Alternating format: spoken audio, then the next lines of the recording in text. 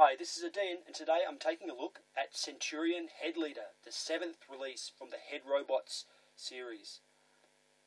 So, I have everything Headrobots have made, mould-wise at least, not colour-wise, and I've been impressed with just about every product. Now, sometimes they're a little bit pricey for a tiny little thing. This set was $47 from BBTS plus shipping, but normally the quality has left me happy in the end. So let's get this guy out of his blister. Now, what this set is an upgrade for your Fortress Maximus Cerebros figure to give him a more cartoon accurate head and a more toy accurate head that has articulation, which is something the figures didn't really have back then, that large degree of articulation. So the first part of the set is this, a tiny little baby version of a god sword. So the Japanese Fortress Maximus has this huge, awesome sword. So now your Cerebros figure will have an option for that. I've actually bought another third-party huge sword in case the Encore one doesn't have one later in 2013. This is a very nice sword made of, looks like two different coloured pieces of plastic. In and of itself, that's a nice thing to have. But that's not why I bought the set. Let's put that aside. Now, here is Cerebros with the Spike Wiki head. You can see it's really a traditional G1 Headmaster head, very blocky, no articulation, gives a power readout all maxed out, which you would expect for someone who's going to be part of Fortress Maximus. And nice secure connection for the head. This is the Brave Maximus version, if I didn't mention it. I don't have a grey Fortress Maximus version yet. So let's pop off that head and pop the cartoon. Let's have a look at the power reading. Pop the cartoon version head on. That's the correct power readings. Now the first thing I notice is that is very, very loose. In fact, it doesn't even want to stay on. It feels like the spring is going to shoot his head off into the distance, which it may well do in the middle of me talking. So that's a nice looking head. The detail on it is really well designed, and just talking about the head by itself, I really like that head. But let's have a look with a bit more perspective. Man, that is one goofy looking huge headed robot. Something about that is not right as far as I'm concerned, and I don't think I'll be displaying him with the cartoon comic looking head on him. That's not my taste. Not to take away from the work they've done, I just think that the figure itself can't be improved by giving it a cartoon head. Okay, let's pop that off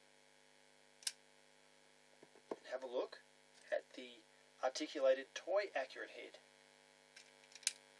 Oh, that's even looser. My God, look at that. It just won't stay on.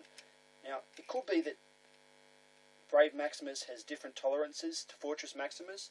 This is, after all, the Fortress Maximus version of the Headrobots kit, but that's not my guess as to what's happening here. I think that the set itself is not made properly, which is a little bit of a disappointment.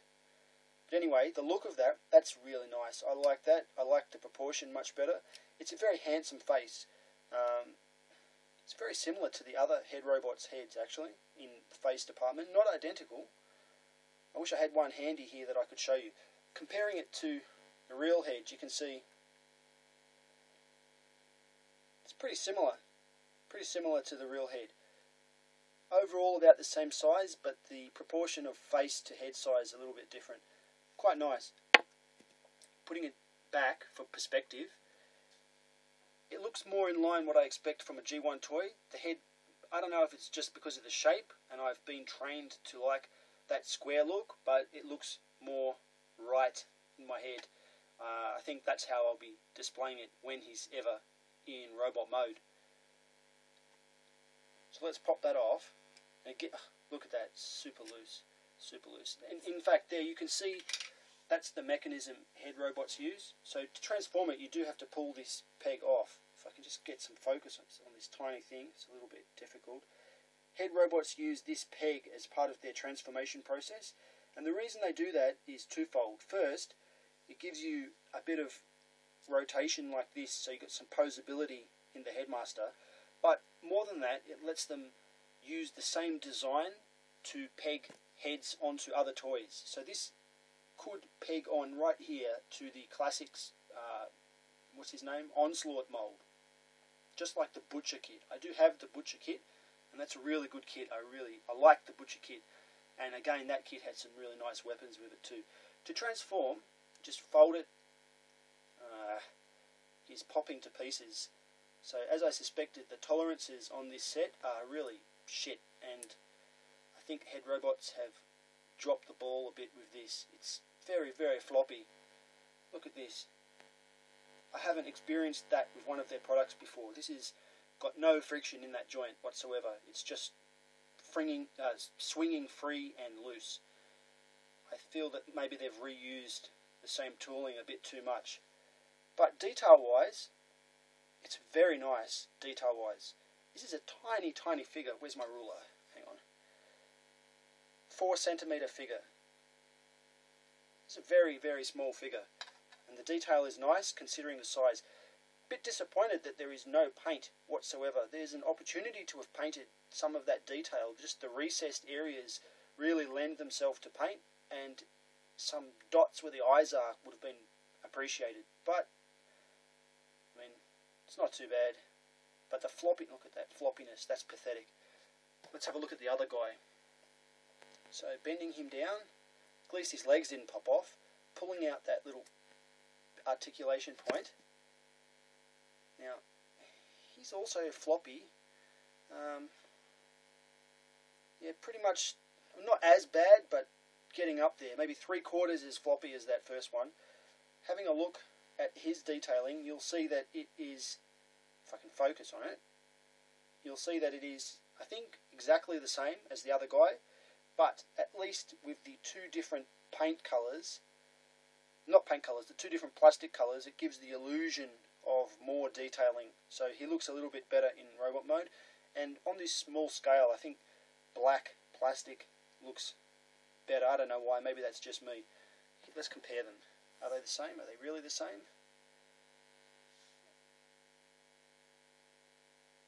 Yeah, I think they're the same. They're exactly the same. So their robot mode's the same. On their back, it's just a different headpiece. Okay, so my final thoughts on this set. Is it worth getting?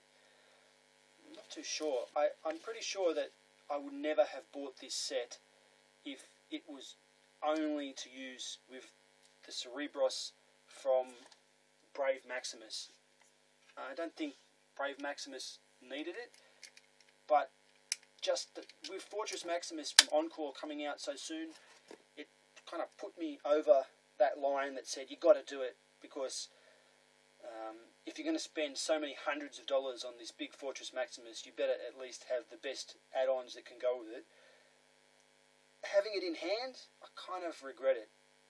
About $50 for a loose, floppy, weird-looking thing that doesn't hardly stay on. That's, I don't know. That's not a good value proposition for me.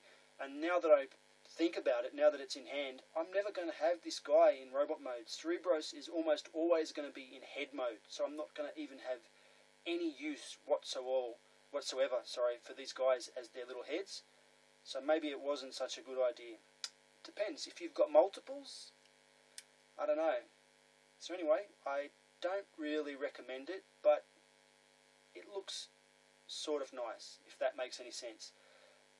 I'm Odeean. Thanks for watching my video review of Centurion Head Leader, Headrobots' 7th release.